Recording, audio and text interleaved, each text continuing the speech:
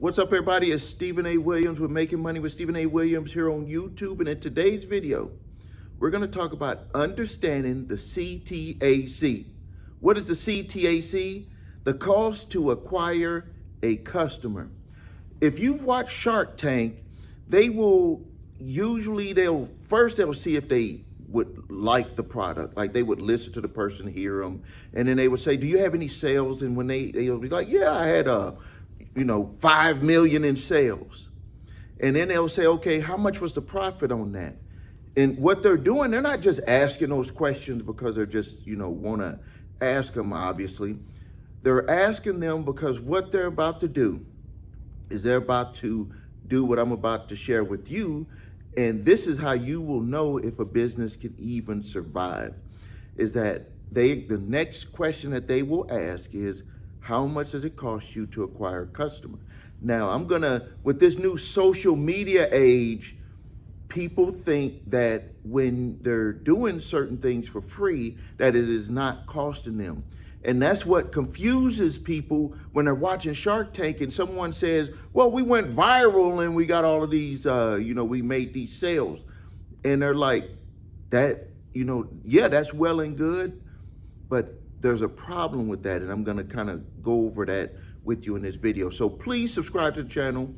Please post your questions and comments, and please share. Okay, so, and subscribe to the channel if I didn't say that.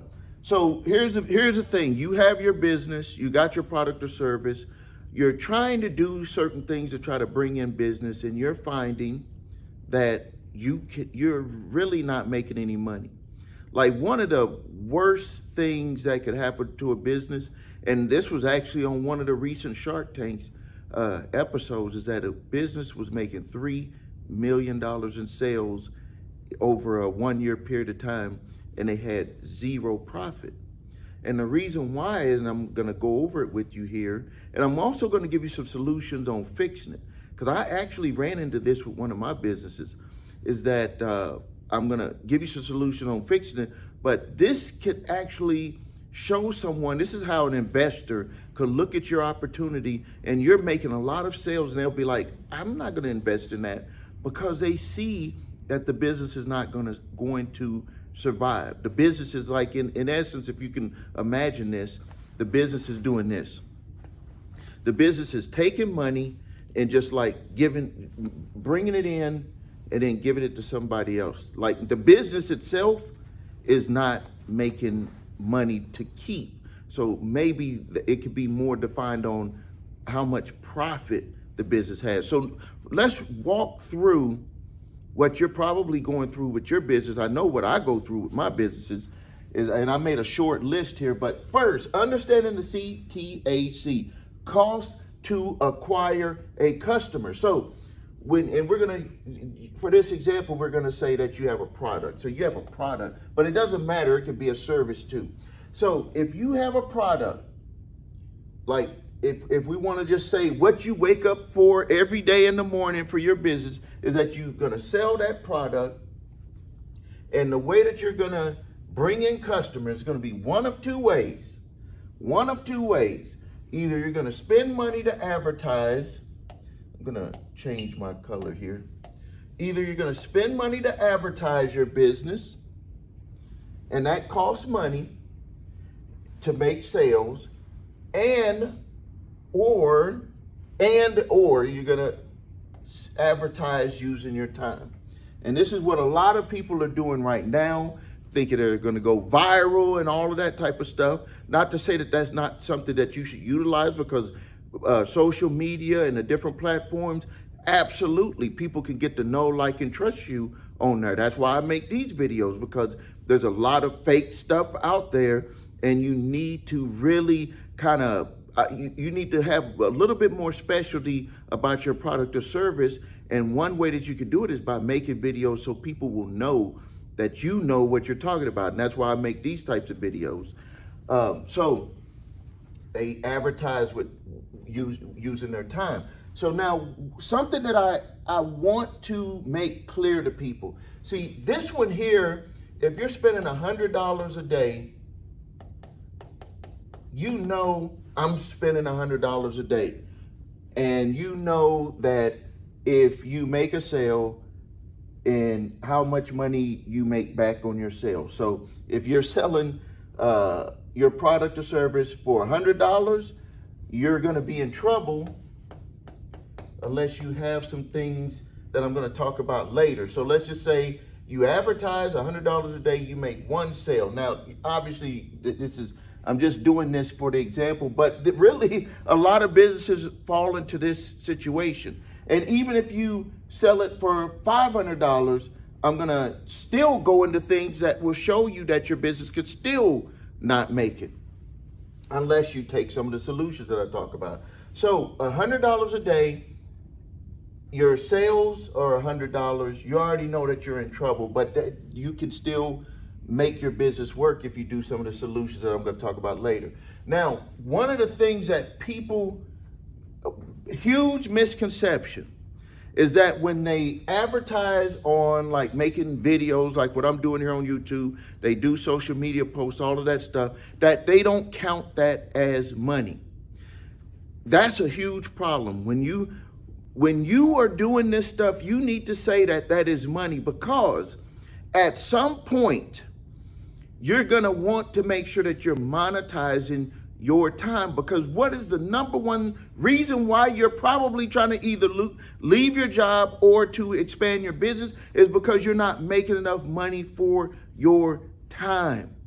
The older I get, one of the, among many things, I always say that, but the older I get, I really do understand that your time is worth more than money. And so that means that anything you do with your time, you better enjoy doing it. I enjoy making these videos to teach people. I enjoy coming to my office. I enjoy going away on trips with my wife or with my family and still being able to make money. So that means that the time is worth more than the money. But you have to have money to get your time. And so a lot of people get stuck right here because they think that, oh, I'm posting on social media and I'm doing all of these videos and stuff, and then all of a sudden they don't see anything coming back. Or even if they see stuff coming back, they feel that they're not spending money. You could be spending, even with this, with your time, if you add up how much time it takes you to make videos, to edit, do all the stuff that you want to do for your stuff, see how much that would cost. And one way that you can test that out is you can see how much it would cost for you to hire someone to do that. And then you will know, okay, for that period of time, it would cost this amount. So still, there's a cost, because eventually you're not going to want to do all of that type of work to make your business run, because then you just have a job that you just got to keep doing over and over and over again, and you're not going to like doing that. Trust me. I had to go through that years ago. And that's why right now I have over 100 employees, because I want to do exactly what I want to do for my businesses. Now, so if you have $100, and then even over here, if you have $100 sale. So now, let's look at the things that this $100 has to pay. First, that $100 has to pay for the advertising. Now, let's go over here and look at this list. That $100 has to pay for the cost to get that product. So I also own a retail store. So when we order products and we mark them up, so there's going to be like a certain percentage of what when you make that sale, that really goes into the cost of the goods, the cost of the goods that you got. Then we got office expense, we got payroll, we got taxes, paying yourself, which we want to put that up here. I remember, let me tell you a quick story on that. And it's an important story. When my wife and I started our first company in 1990, we had went to try to get a bank loan, and we were turned down for the bank loan. It was only for $10,000. and we were turned down. But I remember when we were talking to the banker, his name was Ken. I'm not going to mention his last name, but his name is Ken. And I think that he really wanted to give us the loan. Like he really talked to us. He was like, what is your business plan? What is all the stuff? And we gave him a business plan. And it wasn't too detailed. I was only 21 years old, so it wasn't like some complex business plan. But I remember one thing that he said something about how much are you going to pay yourself. That's very important for business. Like that's a lesson that I was given at an early age about business, because if you can't pay yourself in your business, you will burn out in your business. Like for years before I had started hiring employees to do stuff, my wife and I, number one, what we did is we had set up our business to where, number one, it gave us a lot of time. For years, I would say from 1990, and after I quit my job, so we started our business in 1990, the first company, first successful company. We had tried some other stuff. And 8 months later, I was able to quit my job. She quit her job. And then that business just started blowing up very good. But it wasn't like in the millions, but it was a very good income. And what it did for us is for years, like I would say all the way until like 1999, I only worked 3 days a week. 3 days a week. The other days I was at home, you know, learning more and figuring out more things to push our business. But we were able to pay ourselves very good. Like we actually were paying ourselves so good and getting into so much debt that we ended up having to get out of debt, because you know when you don't make money and you start to make money, if you don't have good money habits, you can end up getting into trouble. And I do have another channel that talks about credit and debt, but we won't get into that right now. But the lesson from Ken was you got to pay yourself. And he was right. You got to pay yourself, because you don't want to be in business to just be paying other people money. The next thing is I just made a little list. There's obviously a lot more. What I'm trying to get you to do is to think about all of the things that you got to pay for, because then that can help you when you start to push out for your product or service. Merchant fees, graphics, bank fees, and then the profit, which is what we talked about with what Shark Tank, that question that they would ask. So you might be saying, okay, Steve, if my product is $100 and 100, I'm already in trouble. I'm not making it. And there are people that we meet that are in this situation. There's a young lady in my area that has a food, she prepares food and delivers it to people. And unless you have huge numbers, that business is, you know, in a way it could fail unless you have a plan like what I'm going to talk about here for the solution. So like, even if we said that this was $500, let's just say this is $500.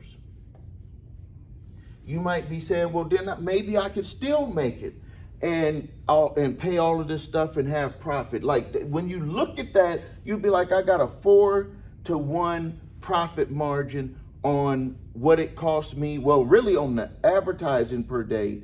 And then you would figure this in, and then you would see where you're at. So maybe you make a $500 sale. It costs you $100 for the advertisement, and then it would cost you maybe $50 for the product. You know, you never know whatever it would cost. This is just an example. And then you might be saying, okay, I can pay all of that stuff. Have you ever ran those numbers? Like and I'll admit, because I learned business the hard way, these are some of the things that I have to go through, and I would start to like say, okay, we can't do these certain things because it just doesn't fit with what we're with the cost that we have. And it could be a very tough thing that you have to do. So now let me go over some ways that you can fix this, some different options that you can put into place to kind of fix this stuff. So if you have your product and you're selling it for $500, and let's just say at the end of the day, after you paid off everything, you have $100 profit. So that's like after paying you, after, advertising, that long list of stuff, you actually do have a profit, and so you're feeling good. But let's just say that you're breaking even on there. Let's just say that you're breaking even and you have zero profit. Zero profit. But you're breaking even, you're in good shape. So now what I would tell people to do is that you can make this work one of two ways.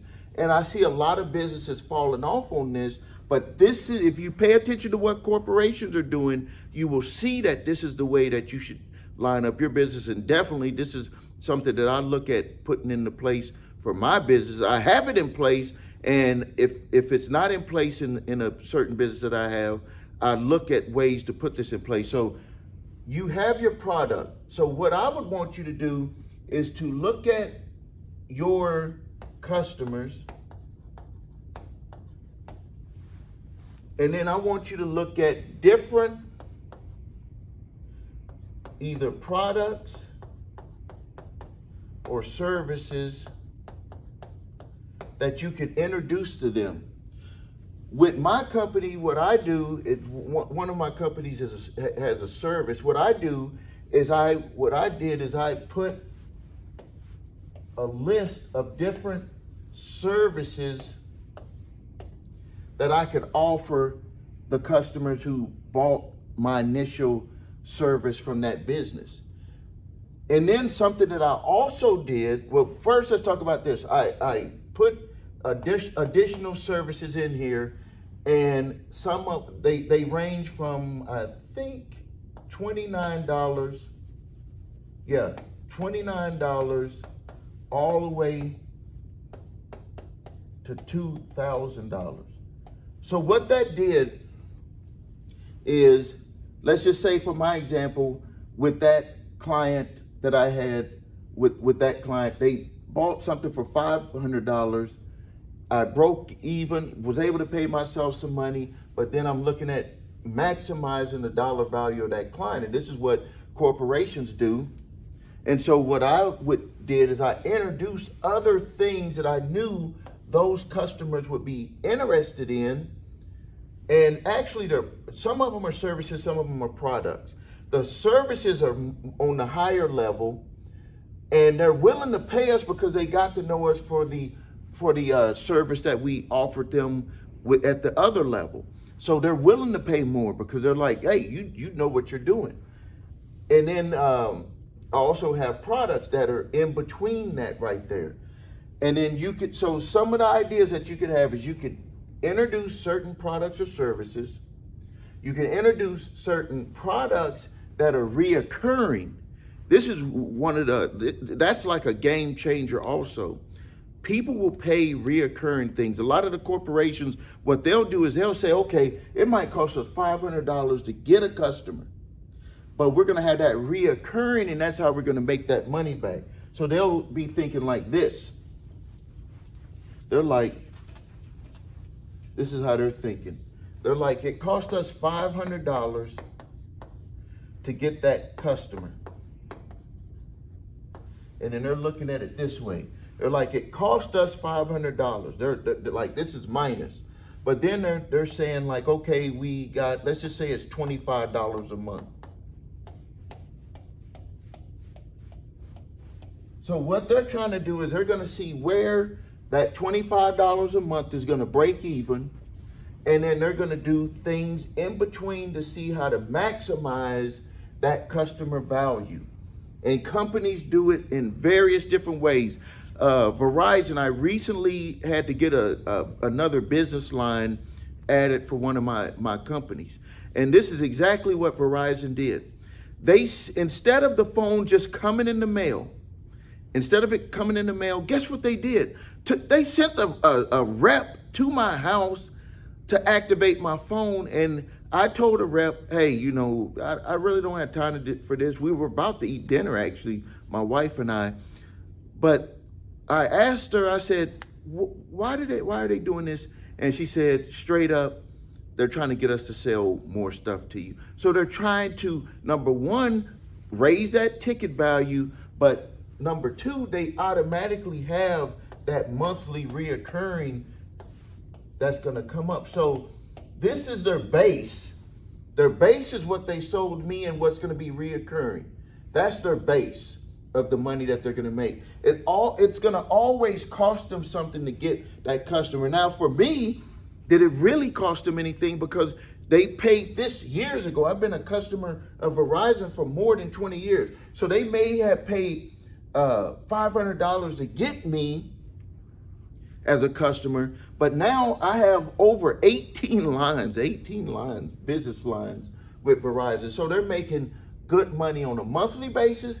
And whenever we buy a phone, which they don't make too much on the phone, but they're making that monthly service money on us. So you can see how that's paid off for them. So all you have to do really, and you might be saying, okay, well, if it costs you $500 and they're, $25 a month, man, what could happen? That's where it comes into being a good business owner, with treating your customers right and keeping as many of them happy as possible. Now, I'm not talking about just doing and saying anything and trying to keep people that customer is almost right BS stuff that you always hear. Because a lot of times the customer is not right because they hear things from other places that are not right and they just internalize that.